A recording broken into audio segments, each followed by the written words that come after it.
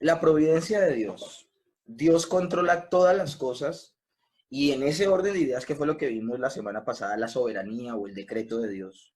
Si Dios controla todas las cosas, ¿cómo pueden nuestras acciones entonces tener algún significado o verdadero valor? La explicación y la base bíblica de lo que vamos a hablar es la siguiente. Definición de providencia. Dios interviene continuamente en todas las cosas creadas, de tal manera que Él las mantiene existiendo y conserva las propiedades con las que las creó. Coopera con las cosas creadas en toda acción y dirige las propiedades que las distinguen para hacerlas que actúen como actúan y las dirige para que cumplan los propósitos que les asignan. Entonces quiero que vean esta diapositiva con atención. Estos tres puntos son los que vamos a estar desarrollando no solo el día de hoy, sino creo que nos va a tomar hasta dentro de 8 días, porque es que son 70 diapositivas. Entonces no creo que las vaya a poder desarrollar completamente el día de hoy. Voy a ser muy juicioso, pero vamos a ver hasta dónde llegamos. Pero son los tres puntos que vamos a desarrollar hoy. ¿Qué es la providencia? La providencia significa que Dios interviene continuamente en todas las cosas creadas. Ahora, no solo es la intervención de Él y ya, no. Cuando hablamos de su intervención, es que Él mantiene existiendo y conservando las propiedades con las que creó cada cosa de la creación. Además de eso, coopera con las cosas creadas en toda acción y dirige las propiedades que las distinguen para hacerlas que actúen como actúan. Entonces, la marea del mar. El mar no se sale de su cauce. Y ustedes saben que la marea tiene mucho que ver con la luna, por ejemplo. Todos estos efectos son efectos físicos. Y cada fenómeno físico que tiene el planeta Tierra, por ejemplo, los permitió el Señor. En el libro de Job, Dios dice que Él fue el que le puso término o límite al mar para que no se saliera de donde lo dejó, para que no se metiera en la tierra y se llevara a la gente. Los tsunamis son algo extraordinario, o sea, es algo, un fenómeno físico que se sale de lo cotidiano, de lo común, de lo corriente. De hecho, se llama un desastre natural. Lo normal es que el mar no se salga del límite que el Señor le puso. Eso dice Job. El mar no se sale y el que le puso el límite fue Dios. Pues imagínense que hay un poco de leyes físicas que nos pueden explicar por qué el mar no se sale de donde está. Pero esas leyes físicas lo que están haciendo es haciendo lo que el Señor determinó en su decreto desde antes de la fundación del mundo cuando las creó. Eso es que el Señor mantiene existiendo en la creación y conserva las propiedades con las que creó cada cosa. De hecho, el hielo, siempre que se congela, sigue frío y con sus propiedades porque el Señor está velando de que así sea. El agua moja porque el Señor vela porque así sea. Además, coopera con todas las cosas creadas en sus acciones. Pero también el Señor dirige cada una de esas acciones para que cumplan los propósitos que se asignaron. Para cada uno de estos puntos hay una palabra o un término a nivel teológico. Entonces, el primer término que vamos a ver hoy es preservación. Y preservación es Dios hace que todas las cosas creadas sigan existiendo y manteniendo sus propiedades con las que las creó. El primer punto que les leí. A eso se le llama preservación. Hebreos 1:3 dice, y quien sustenta todas las cosas con la palabra de su poder. La nueva versión internacional no dice sustenta, dice sostiene. La Biblia en lenguaje sencillo es mantiene el universo o hace que el universo siga existiendo. Son las diferentes traducciones. La Biblia de las Américas también estaba allí. Colosenses 1:17 dice, y todas las cosas en él subsisten. La Biblia de las Américas dice, todo se mantiene. Y la nueva versión internacional forma un todo coherente. Eso es lo que significa, y todas las cosas en él subsisten. Hechos 17:28 dice, porque en él vivimos y nos movemos y somos. Y Job 34 del 14 al 15 dice, si pensara en retirarnos su espíritu, en quitarnos su hálito de vida, todo el género humano perecería. La humanidad entera volvería a ser polvo. Y ese texto es uno de los más dicientes porque todo lo que vemos en el universo, los planetas, las estrellas, las galaxias, el mismo planeta Tierra, todo lo que hay en él, cada persona, cada animal, las montañas, todo lo que vemos en la creación, si el Señor se retirara por un segundo del escenario, si el Señor por un momento se retirara, todo desaparecería. Porque la escritura lo que está diciendo es que en Él es que subsistimos. O sea, no hay lugar para que el Señor, así sea por un segundo, se retire de la escena y desaparezca. Es como este celular, yo le decía alguna vez en una clase, este celular está sostenido por mi mano. Pero en el momento que yo retire mi mano del celular, el celular se va a caer y se va a volver trizas en el piso. Tengan esa misma seguridad de que el Señor está sosteniendo y sustentando, manteniendo, dándole un todo coherente a la creación. Si el Señor solo por un segundo se retira de la escena, todo lo que vemos como lo conocemos desaparecería, colapsaríamos. El Señor es el que permite que nuestras células estén unidas. El Señor es el que permite que sea sólida la mesa sobre la cual está puesto este computador. Cada situación del universo sucede porque se mantiene en Dios. No podemos pensar en un universo, en una creación sin su creador. Hay personas que en su teología piensan que el Señor le dio cuerda al universo y se retiró de la escena y Él está dejando que el mundo y el universo vaya por su propio camino y después Él pedirá cuentas de todo lo que se hizo en la creación, hablando de los seres morales.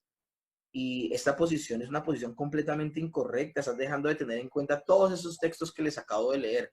No existe el universo si el Señor se retira un segundo de él. Ahora, hay otro término. Ya vimos el de preservación. Ahora veamos el término de concurrencia. Dios coopera con las cosas creadas en toda acción, dirigiendo sus propiedades distintivas para hacer que actúen como actúan. Entonces, Efesios 1:11 nos da luz al respecto. Conforme al propósito del que hace todas las cosas según el designio de su voluntad. Efesios 1:11, pero ahora en palabra de Dios para todo, dice de la siguiente manera. Él actúa de manera que todo lo que sucede salga de acuerdo con su voluntad. Entonces la concurrencia es la cooperación de Dios con las cosas creadas en toda acción, en toda acción. Es el que hace que las cosas actúen como deben actuar. Hebreos 1:11, Efesios, 1:11, ahora en Biblia de las Américas dice, aquel que dispone de todas las cosas y las somete a su voluntad.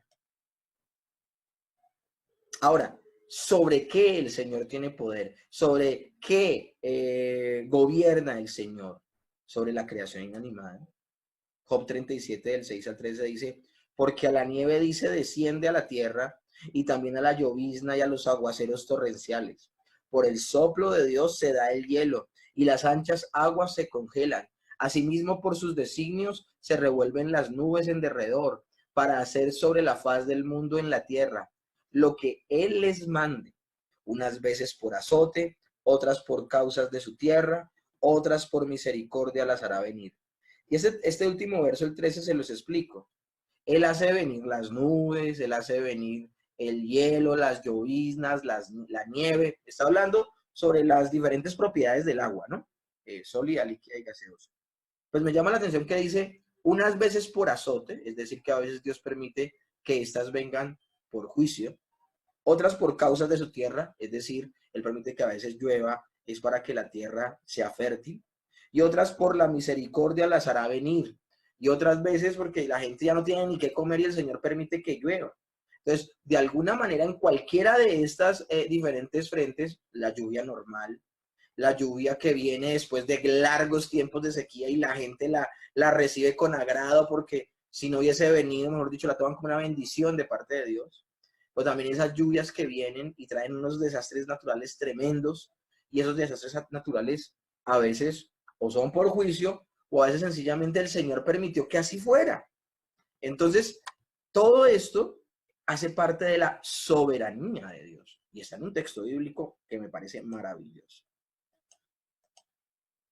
Salmo 135, del 6 al 7 dice, todo lo que Jehová quiere lo hace, en los cielos y en la tierra, en los mares y en todos los abismos. Hace subir las nubes de los extremos de la tierra, hace los relámpagos para la lluvia, saca de sus depósitos los vientos. Miren cómo el Señor concurre con la creación inanimada, se llama esto. Salmo 104, 14, Él hace producir el heno para las bestias y la hierba para el servicio del hombre, sacando el pan de la tierra.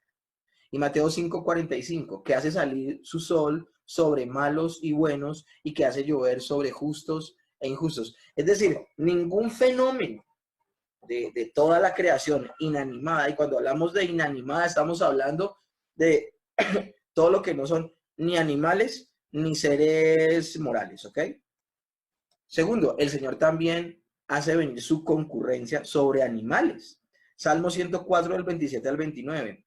Todos ellos esperan en ti para que les des su comida a su tiempo. Les das, recogen, abres tu mano, se sacian de bien, escondes tu rostro, se turban, les quitas el hálito, dejan de ser y vuelven al polvo. Está hablando de lo que nos enseñaron en la escuela como nace, crece, se reproduce y muere, que es la vida como normal de un animal.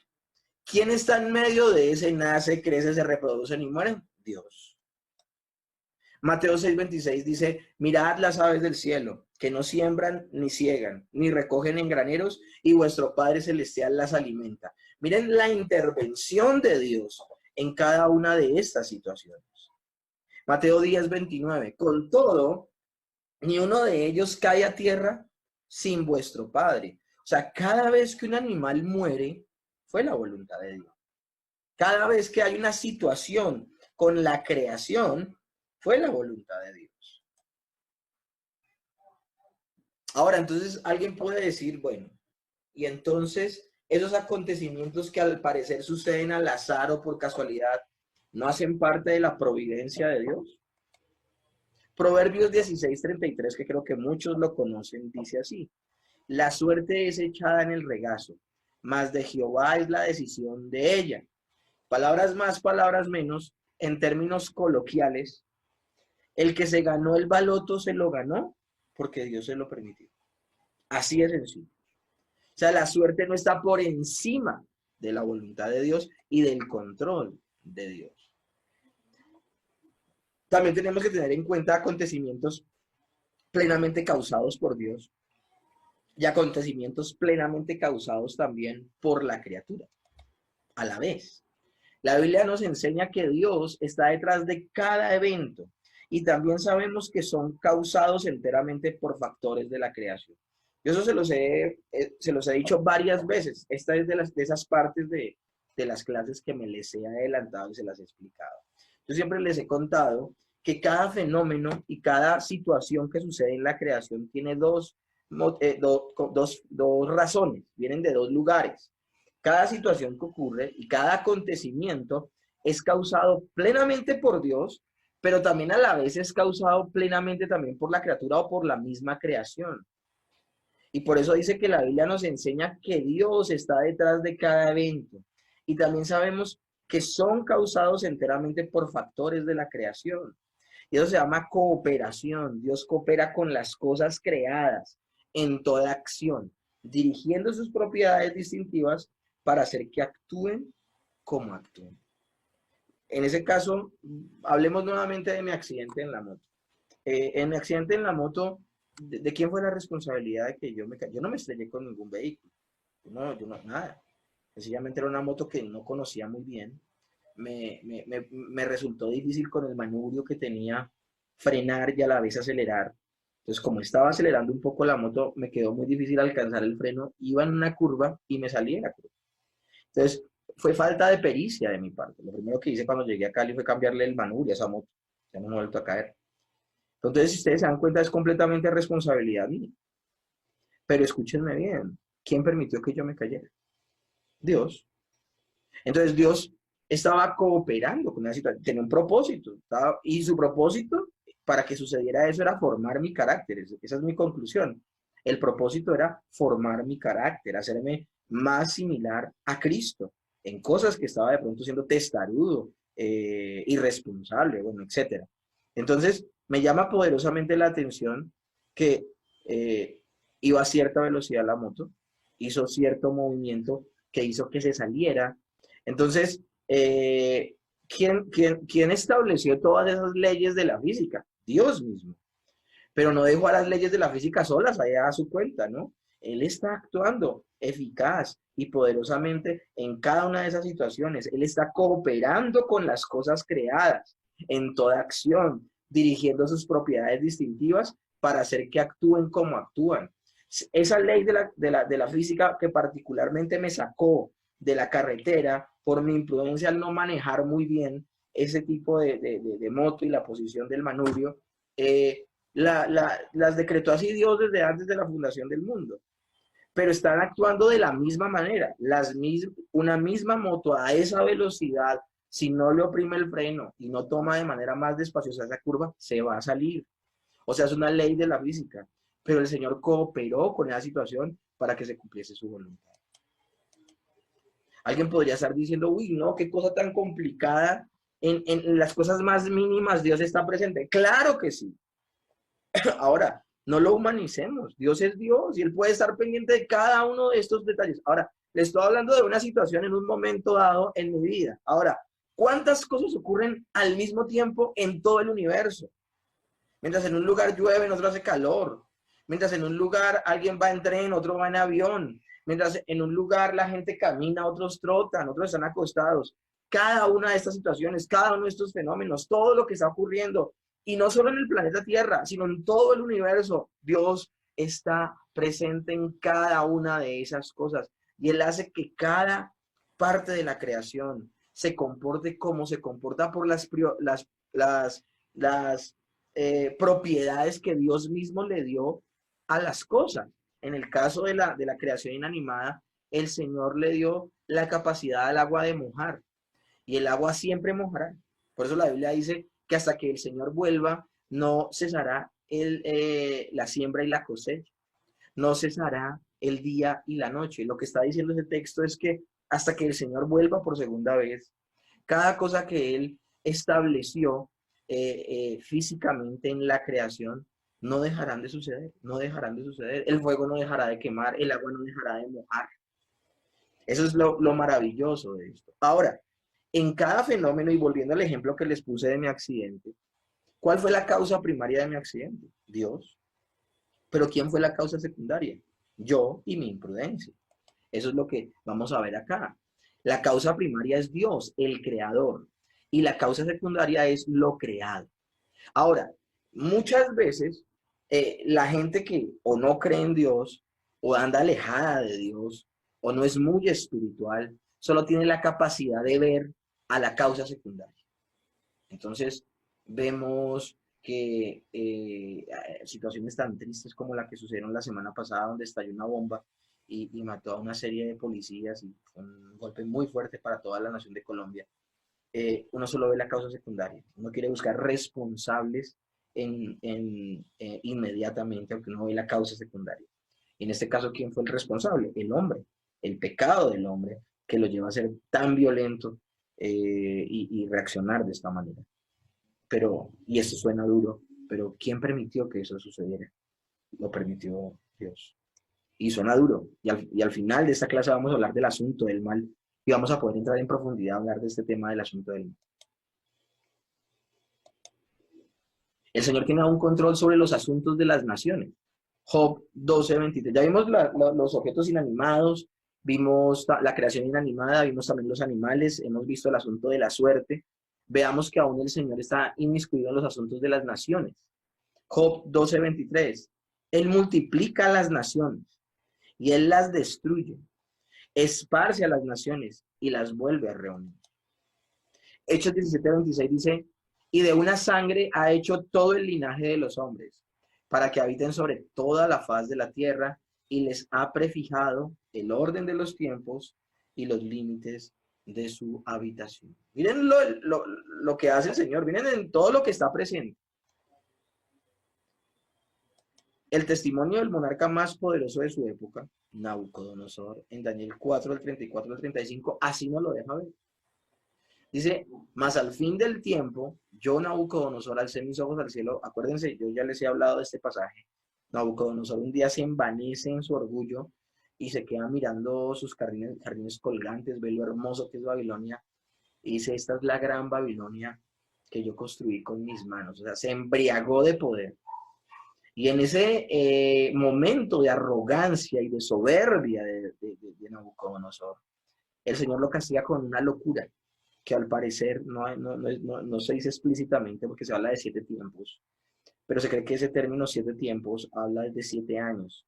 Se cree que duró un tiempo prolongado Nabucodonosor, el rey, donde su razón le fue quitada y se comportó como un animal, se dejó crecer la barba, el pelo, las uñas, se la pasaba por las calles, hablando, desvariando. Imagínense un rey que ha sido el más poderoso, porque una de las naciones, de hecho el mismo Daniel más adelante en una profecía habla de que Babilonia es representada por el oro, mientras que los medos y persas son representados por la plata y los griegos por el bronce. Es una cosa loca. O sea, no nos alcanzamos, a veces nosotros pensamos que los duros fueron los griegos, que los duros fueron los romanos, pero no, o sea, el esplendor que llegó a tener Babilonia superó en mucho a todos los otros reinos. Y este hombre se envanece y el Señor lo castiga con locura. Y dura así un buen largo tiempo. Y luego le es vuelta la razón. Y cuando le es vuelta la razón a Nabucodonosor y se humilla delante del Creador, lo primero que sale de su boca es eso. Mas al fin del tiempo, yo, Nabucodonosor, alcé mis ojos al cielo y mi razón me fue de vuelta. Y bendije al Altísimo y alabé y glorifiqué al que vive para siempre, cuyo dominio es sempiterno y su reino por todas las edades. Todos los habitantes de la tierra son considerados como nada, y él hace según su voluntad en el ejército del cielo y en los habitantes de la tierra, y no hay quien detenga su mano y le diga qué hace. Miren lo que está en rojo. Y él hace según su voluntad en el ejército del cielo, que habla de las estrellas, de los astros, y en los habitantes de la tierra. Está hablando de creación inanimada y de la creación animada. Lo tremendo del asunto es que yo recordaba todo lo que hablábamos la semana pasada y hablábamos de cómo a algunas personas no les cabía en la cabeza el hecho de que el Señor tuviese el control de todas las cosas. Pues precisamente Nabucodonosor pierde su razón por no aceptar ese hecho. Y luego de que él, después de embriagarse de poder y de solo ver dentro de sí, y veía dentro de él la razón de que Babilonia estuviese como estaba, que es incorrecto, porque la causa primaria de todas las cosas es ¿quién? Dios. Y Dios mismo había dicho que iba a usar al rey de Babilonia y que lo iba a usar aunque él nunca lo conoció. Y me llama la atención poderosamente que hasta que Nabucodonosor dejó de ver en su interior y en su corazón para poner sus ojos en el cielo, porque dice, mas al fin del tiempo yo, Nabucodonosor, alcé mis ojos al cielo. O sea, él volvió a poner sus ojos en el creador de todas las cosas. Dice, hasta que ese momento puso su mirada donde la tenía que poner, su razón dejó de vivir. O sea, nosotros somos personas que vivimos sin razón cuando creemos que la única causa de todo lo que sucede somos nosotros mismos.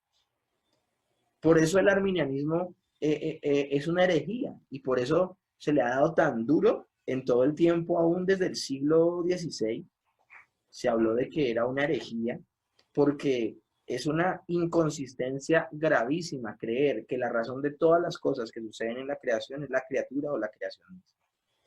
O sea, la persona que cree eso está a un pasito de creer también en la evolución o en el Big Bang. de que todo se dio porque sí, o de que venimos del mono.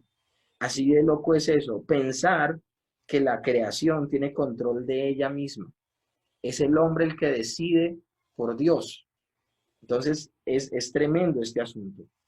Nabucodonosor vuelve su mirada al cielo y cuando ordena sus prioridades en su cabeza, le vuelve la razón. Es lo que tenemos que nosotros de hacer, entender cómo la mano de Dios está detrás de cada situación que ocurre y que sucede. Creo que es uno de los actos de mayor humildad que podemos tener como creyentes. Y con este subtítulo creo que queda claro en qué interviene Dios, en qué vemos su providencia, en todos los aspectos de la vida. Sostenimiento, Mateo 6:11, el pan nuestro de cada día, dánoslo hoy.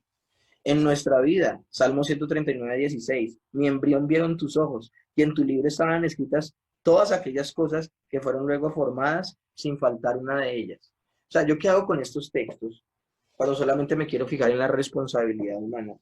Cuando la escritura, cuando la escritura me dice a mí que cuando yo tan solo era un embrión, el Señor ya había escrito todas aquellas cosas que iban a ocurrir.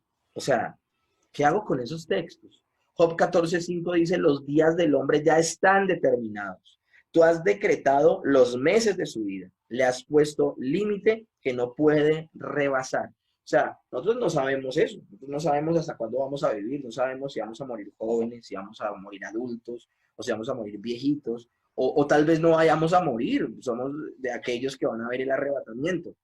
Entonces, no sabemos nada. El Señor sí lo sabe. Y ha determinado todo absolutamente. Yo pregunto, ¿qué hacemos estos versículos? Porque es que yo les voy a recordar lo que es la teología sistemática. La teología sistemática es todo lo que la Biblia habla acerca de un tema.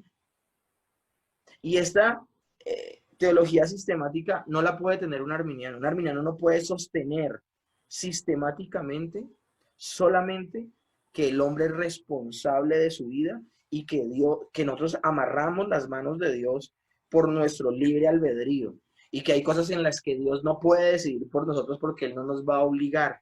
O sea, esa doctrina tiene tantas inconsistencias que no aguantan un escrutinio de todas las escrituras a esa supuesta verdad. ¿Y por qué no aguanta el escrutinio de todas las escrituras de manera sistemática a esa supuesta verdad? Porque esa supuesta verdad no es verdad. Sí, nosotros somos responsables de cada acto y nos vamos a dar cuenta más adelante. Pero el hecho de que nosotros seamos responsables de cada acto que hacemos, eso no le quita la soberanía a Dios. Yo me puedo, como se los decía la semana pasada, me puedo demorar 10.000 años tomando una decisión para seguir una carrera. Pero cuando yo tomé la decisión de qué carrera finalmente me decido, Dios sabía que era por esa que la que me iba a decidir. Porque aunque yo la decidí en mi libre voluntad, Él lo había decretado desde antes de la fundación del mundo. Aquí es donde la cabeza se nos vuelve añicos. ¿Por qué? Porque tratamos de pensarnos a Dios en esta cabecita tan chiquita. Queremos como el niño que estaba jugando con un baldecito de agua, cavando en la tierra, y que Martín Lutero lo vio y vio que estaba armando un huequito, y luego de armar el huequito en la playa, se va y trae un baldadito de agua y llena el huequito, y luego se va por otro baldadito de agua y llena el huequito. Y Martín Lutero le pregunta, ¿qué estás pretendiendo hacer? Y el niño le dice, mi propósito es meter el mar en mi huequito. Y a veces nosotros queremos hacer eso, queremos meter la mente de Dios en nuestro huequito. Yo les digo una cosa, nosotros no nos puede seguir trasnochando el tema de cómo conciliamos la soberanía de Dios y la responsabilidad humana. Sencillamente no lo vamos a poder conciliar. Pero si queremos ser nosotros bíblicos, si queremos ser ortodoxos en la escritura y en su interpretación, no podemos perder de vista ninguno de estos dos elementos.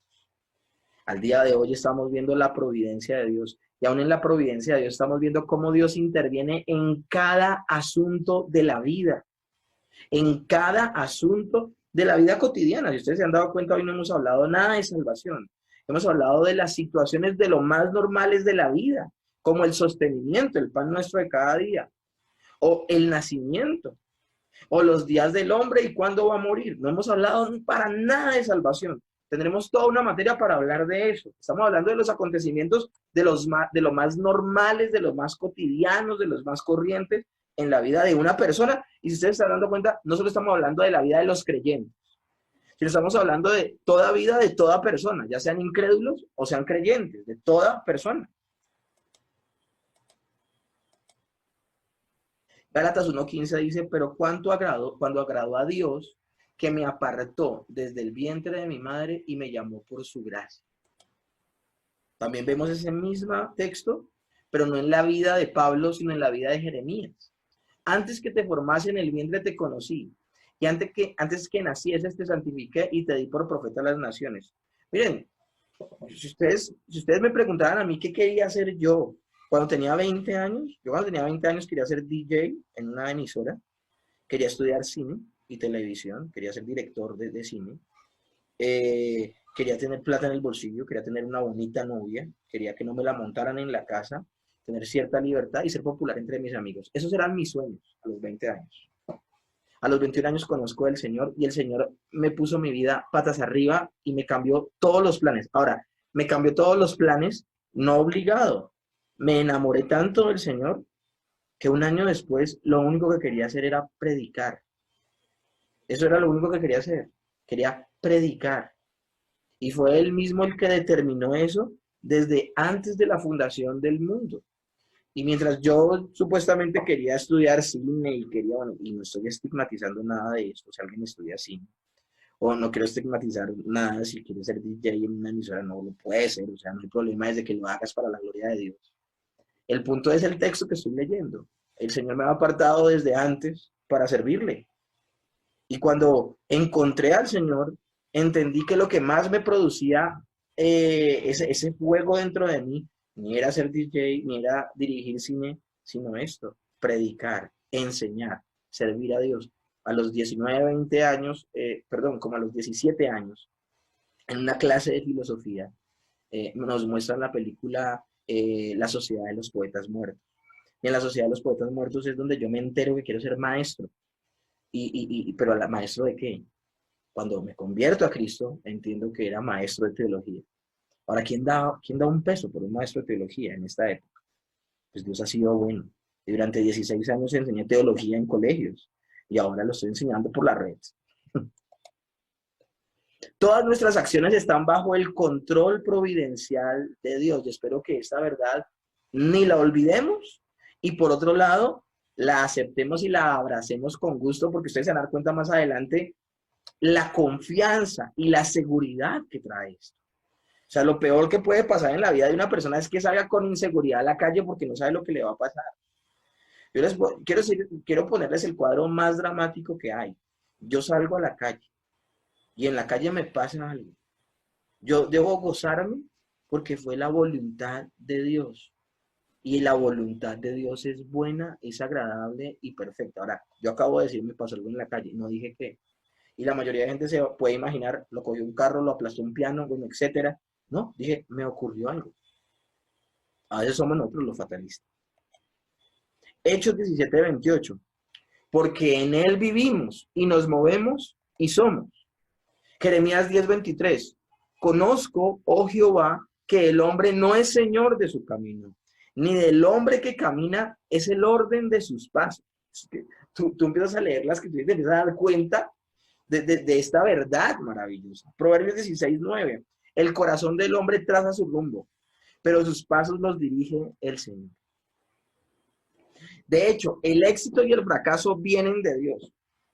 Y esto como me gustaría que lo escucharan los que predican la teología de la prosperidad, el evangelio de la prosperidad. O sea, en el evangelio de la prosperidad nadie se enferma y nadie fracasa.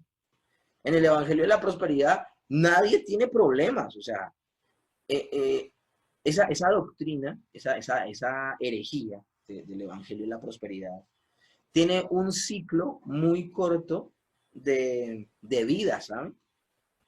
Mucha gente escuchó ese discurso y en la vuelta de 15 a 20 años se dan cuenta que es falso, que en la vuelta de 15 o 20 años se enfermaron, fracasaron, tuvieron ciertas situaciones y les queda uno de dos caminos: simular o entender que es un fiasco esa doctrina y buscar otra iglesia. Y es lo que ha pasado. Mucha gente que estuvo conmigo por años en una iglesia donde promulgaron por 15 años esa supuesta doctrina, nos dimos cuenta que era un fracaso, que era una mentira. ¿Por qué?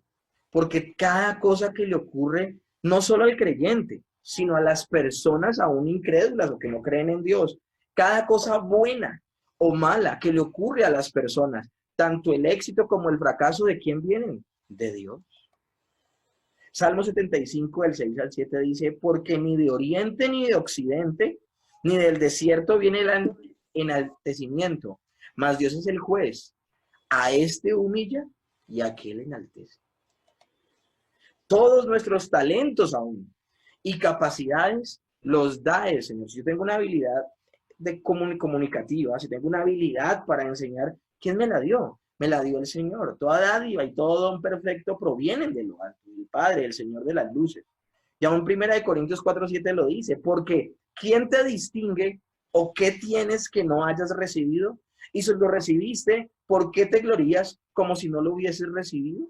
Esa fue una gran lección que le da Pablo a los corintios, cuando en su primera carta a los corintios estaban envanecidos, pensando que los talentos que ellos tenían y los dones que ellos tenían, las capacidades que Dios les había entregado, para edificar la iglesia y que ellos estaban usando para competencia, ellos pensaban que venía era de ellos, esa capacidad la tenían era por ellos, y Pablo los tiene que reconvenir y decirles, ¿quién te distingue? O sea, si tienes algo, un distintivo, venía de fábrica, o sea, eso fue algo que viene de ti, o que tienes que no hayas recibido, tus dones, tus talentos los recibiste, le está diciendo Pablo a los corintios. Ahora, si tú tienes claro, si no tienes claro que lo has recibido, te lo aclaro, recibiste los dones de parte de Dios. Ahora, si lo tienes claro, si tienes claro que los dones que tienes y los talentos que tienes han sido dados por Dios, entonces, ¿por qué te glorías? ¿Por qué te jactas como si no los hubieran recibido y si fueran tuyos propios? Esto es maravilloso. Aún lo que tú y yo hacemos bien, lo recibimos de Dios. Como los repartimientos de las aguas, así está el corazón del rey en las manos de Jehová. A todo lo que quiere lo inclina. Es decir, aún las personas de autoridad, porque está diciendo como los repartimientos de las aguas el corazón del rey. O sea, está hablando no de cualquier persona este pasaje. Está hablando de las decisiones que toma gente de autoridad. Y uno de los ejemplos que podemos ver es Esdras 1:1. Dice, en el primer año del reinado de Ciro, rey de Persia, el Señor dispuso el corazón del rey para que éste promulgara un decreto en todo su reino. Y este rey Ciro fue el que permitió que la gente volviera del exilio 70 años después a Jerusalén. Jerusalén, acuérdense que por el pecado en el que cayó, ellos no creían que el Señor iba a castigar y traer juicio a la propia nación santa de Jerusalén. Y por eso pecaron, hicieron de todo, se volvieron profanos, se volvieron paganos, o sea, a pesar de que tenían la ley de Dios, se volvieron unos paganos completos. Y me llama poderosamente la atención que llega precisamente Jeremías y empieza a profetizar sobre que viene un juicio. Y ningún rey, ningún príncipe le puso cuidado a Jeremías diciendo que se había vendido a los babilónicos y lo que quería era meterle miedo a la gente. No, Jeremías lo que está diciendo es la verdad, viene un juicio. Y finalmente lo que dijo Jeremías se cumplió, vino un juicio. Babilonia acaba con Jerusalén y se lleva en cautiverio a mucha gente de los príncipes y de la gente más importante se la lleva en cautiverio y a otra gente de la más pobre las deja morir de hambre en la tierra. Una cosa terrible, la desgracia en la que cae la nación de Israel. Ustedes pueden leer eso en el libro de Lamentaciones de Jeremías. Pues hay una profecía donde se habla de que 70 años va a durar el exilio. Se la da Dios a Daniel precisamente. Y es Daniel quien habla y dice que el exilio va a durar solo 70 años. Ahora, ya Daniel no está presente, o sea, ya no vive Daniel. Y el mismo Dios que le dice a Daniel que 70 años después el momento de juicio pasará, ese mismo Dios es el que dispone el corazón de un rey pagano como Ciro, rey de Persia, y despierta su corazón para que él promulgue un decreto donde permite que la gente se devuelva a su tierra. ¿Qué rey pagano hace eso? ¿Qué rey pagano hace eso? Esdras restaura y edifica un edifica un templo, no tan ostentoso como el de Salomón, pero edifica un templo nuevamente porque quedó destruido el de Salomón, edifica un templo más pequeño, pero ya hay un templo. Y luego Nehemías reconstruye las murallas de la ciudad y la gente retorna, que también Dios le da gracia a Nehemías con el rey al que él servía, para que lo deje ir a él y a un grupo de personas para restaurar los muros. ¿Quién entonces mueve el corazón de la gente poderosa? Dios mismo. Dios mismo lo hace. Ahora, en este orden de ideas, como siempre hemos hablado, siempre hemos exaltado lo que significa cada uno de los términos. También algo muy pedagógico que hemos hecho es que hablamos de guardarnos de malos entendidos con cada uno de los temas que hemos hablado, salvedades. En este caso no es la diferencia. Dios hace que sucedan todas las cosas que suceden, pero lo hace de tal manera que mantiene nuestra capacidad de tomar decisiones, hablando de los seres morales. O sea, pero lo hace de tal manera que mantiene nuestra capacidad de tomar decisiones responsables y voluntarias. Decisiones que tienen resultados reales y eternos y por las que se nos considera responsables. Acá estamos hablando ya no de la creación inanimada, no estamos hablando aquí de los animales, no, estamos hablando aquí de los seres morales. Sí, Dios hace que sucedan todas las cosas, pero lo hace de tal manera que mantiene nuestra capacidad, hablando de los seres morales, los seres humanos, pero lo hace de tal manera que mantiene nuestra capacidad de tomar decisiones responsables y voluntarias, decisiones que tienen resultados reales y eternos y por las que se nos considera responsables. Seguimos viendo sobre qué cosas interviene el Señor, sobre el gobierno. Dios tiene un propósito en todo lo que hace en el mundo y providencialmente gobierna o dirige todas las cosas, de modo que cumpla sus propósitos. Salmo 103:19 dice: Jehová estableció en los cielos su trono y su reino domina sobre todos. Daniel 4:35 dice: todos los habitantes de la tierra son considerados como nada, y él hace según su voluntad en el ejército del cielo y en los habitantes de la tierra, y no hay quien detenga su mano y le diga: ¿qué haces? El mismo texto que hablamos ahorita en Nabucodonosor. Romanos 11:36 también lo habla de manera maravillosa.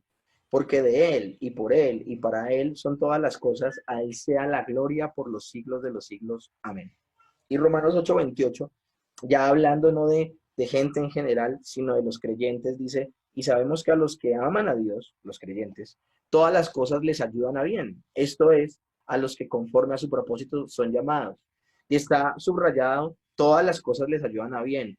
Esto significa todas las cosas, tanto lo bueno como lo malo, nos conducirán al buen propósito de nuestro Dios.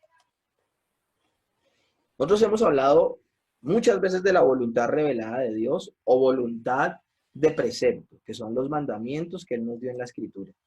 Y también hemos hablado de la voluntad secreta de Dios o la voluntad de decreto, que son todos los acontecimientos de la historia que desconocíamos que iban a suceder y que solo pudimos conocer que iban a suceder cuando sucedieron.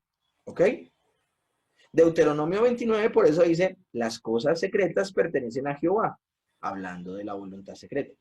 Mas las reveladas son para nosotros y para nuestros hijos para siempre, para que cumplamos todas las palabras de esta ley. Miren que se relaciona las cosas reveladas con la ley de Dios y con la obediencia del hombre. Miren, las cosas reveladas se asocian a la ley de Dios, voluntad revelada, los mandamientos que son dados, la voluntad de precepto, y son relacionados con la obediencia para que cumplamos. Más la voluntad secreta de Dios, la voluntad por decreto, que ignoramos que va a ocurrir porque son todos los acontecimientos de la historia, y entendamos historia no solamente como la historia universal de Hitler, Simón Bolívar y como les puse el ejemplo 8 días atrás, sino cuando hablamos de toda la historia, de todo lo que va a ocurrir aún en tu vida, todas tus decisiones que van a ocurrir en tu vida, esas las ignoramos y solamente vamos a conocer lo que sucederá cuando suceda, pues en esas cosas secretas, que es la voluntad de decreto o voluntad secreta de Dios. ¿Cómo nos relacionamos con ella? Confiando en Dios, confiando en el Señor y cumpliendo su voluntad revelada. Ese es nuestro objetivo. el Señor nos guiará a tomar las mejores decisiones. La importancia ahora de nuestras acciones humanas. Alguien les puede estar asaltando en la cabeza ahorita la idea de, bueno, Dios está en todo.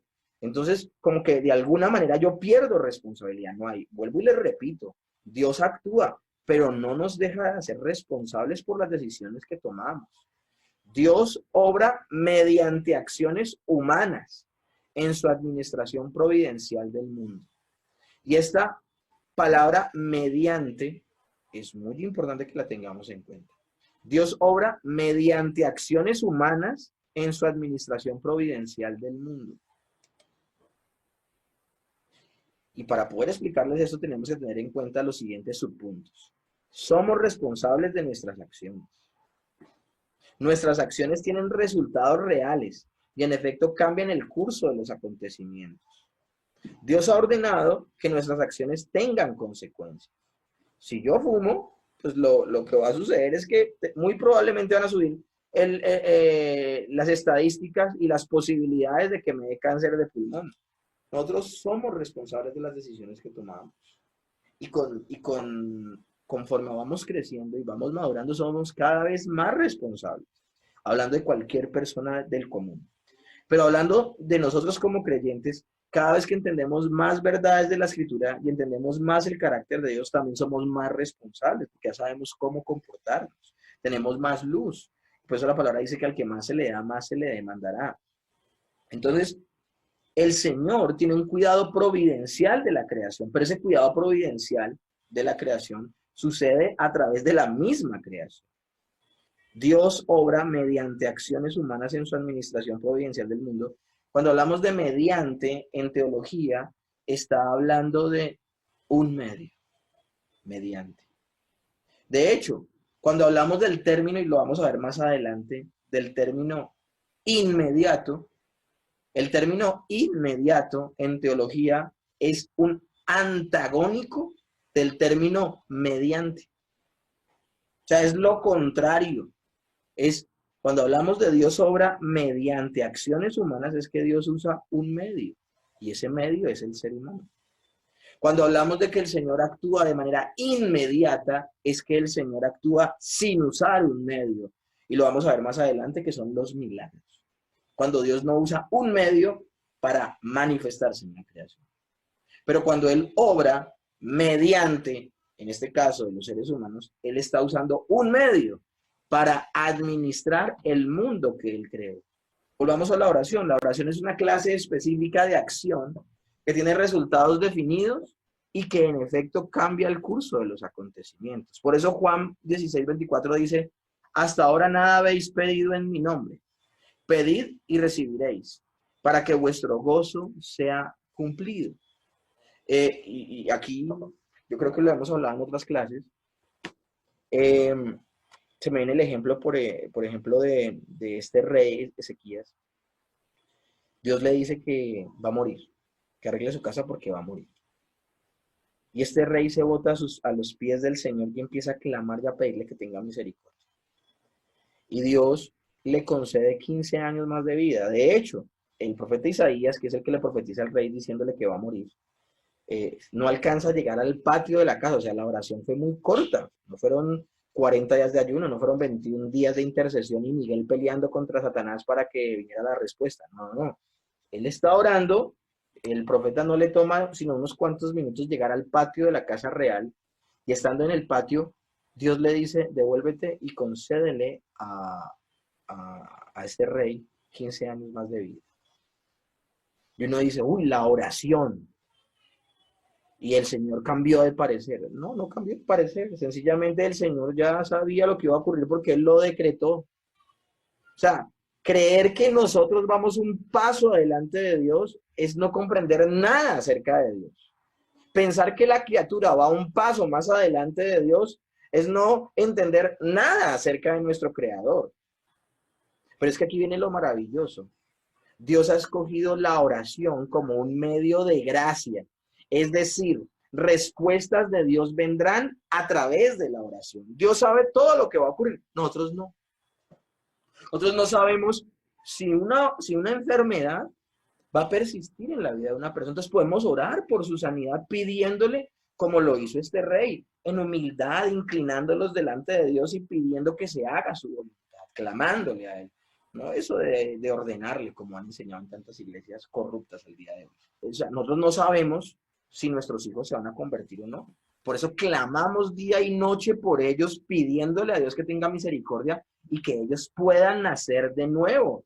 Y la Biblia dice que la oración eficaz del justo puede mucho, porque Dios usa como un medio, estamos hablando que el Señor actúa mediante los seres humanos y de manera providencial actúa en la creación, pues ese medio que el Señor ha usado, mediante el cual va a cumplir su propósito, es la oración. Es la oración. La oración no cambia a Dios. La oración sencillamente produce en algunos casos que se cumpla la voluntad de Dios. ¿Quién es el que mueve a las personas a que oren? Dios mismo. Dios mismo. ¿Quién movió a la mamá de Samuel a orar y derramar su corazón en el templo, allá en Silo, pidiendo que naciera un niño? Ella siendo estéril, ella sin poder tener hijos. Ahora, ella se imaginaba lo que iba a suceder. Ella sencillamente hizo un voto y le dijo, Señor, y si me lo concedes, lo daré en servicio tuyo. ¿Quién le puso ese deseo en el corazón de que Dios mismo? Pero todo en la voluntad de Ana. No fue coaccionada, no fue obligada. En su corazón devoto, en su amor por el Señor, hizo ese pacto. ¿Y qué sucedió? Nace el mejor juez de Israel. De todo el tiempo de los jueces, el mejor juez, Samuel. Ninguna palabra que él declaró cayó en tierra. Fue algo maravilloso. Miren cómo se cumple la voluntad de Dios a través de la oración. En conclusión, con todo lo que he hablado hasta este momento, debemos actuar. Nosotros no podemos ser personas pasivas ante las situaciones. No podemos ser fatalistas. El Señor ya decretó todo lo que iba a suceder. Ya el Señor decidió, está metiendo la mano en todo lo que sucede en la creación. Pues ¿yo qué hago? No, debemos actuar. Decir que estamos confiados en Dios en lugar de actuar responsablemente es pura holgazanería y distorsionar la doctrina de la providencia. Hay gente que dice, no, aquí ando esperando la voluntad de Dios y no hacen absolutamente nada. No tengo trabajo, pero aquí estoy esperando que me llamen porque yo confío en Dios. No, tengo unas ganas de casarme, pero aquí estoy esperando la voluntad de Dios, que el Señor ilumine a una mujer de esas que está en la iglesia y se dé cuenta lo valioso que soy yo como hombre y suceda algo espectacular. O aún mujeres que actúan también de esa misma manera y ni siquiera oran, porque la mujer obviamente, hablando de relaciones sentimentales, la mujer no se puede boletear. La mujer no puede andar ahí avistando, ahí mirando, ahí como, no, nada de eso, la mujer no se puede boletear, sencillamente puede orar delante de Dios. Y como decía nuestro hermano pastor de la iglesia de Medellín, que el Señor mueva el corazón de un hombre y pose su mirada en ella. Pero el solo hecho de tú orar por algo, ya estás actuando, ¿ok? Entonces, no podemos confundir el confiar en Dios con ser holgazanes. Dios está actuando y por eso debemos actuar nosotros. Doctrina de la providencia, entonces, algo que produce en nuestro corazón es una confianza absoluta en que la providencia de Dios, Dios que es perfecto, Dios que es bueno, Dios que lo sabe todo, Dios que es todopoderoso, o sea, para llegar a un buen concepto de Dios, por eso necesito conocer sus atributos, yo entiendo que Dios es bueno y hay una confianza absoluta en su soberanía porque Él va a tomar las mejores decisiones.